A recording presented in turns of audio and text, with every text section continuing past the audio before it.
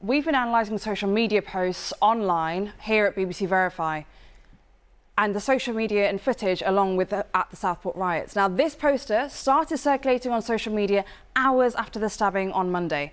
Almost immediately after the incident, baseless rumours began spreading online that claimed, without evidence, that an asylum seeker who arrived to the UK by boat last year was responsible for the attack. Now, an incorrect name for the suspect was also shared widely.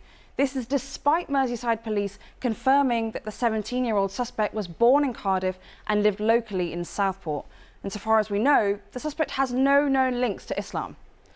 Other images like this have also been shared by social media influencer Andrew Tate, incorrectly identifying a man as the attacker and sharing a photo of an arrest that actually took place last year. But the damage was already done.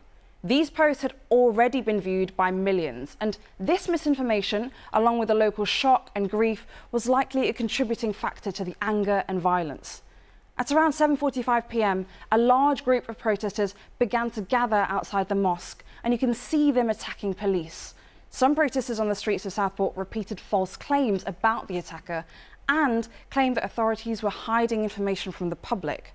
There were also chants against Islam and in support of Stephen Yaxley-Lennon, otherwise known as Tommy Robinson, the far-right activist. Now, we also saw several people holding placards with messages like this, with anti-migrant and anti-refugee sentiment.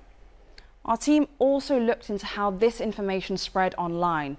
Islam, Muslim and terror are among the words most used by people who are posting on X with the Southport hashtag, even though the suspect has no known links to Islam. Now, it's worth noting that just because these posts might be using these keywords, it doesn't mean that they're all spreading misinformation.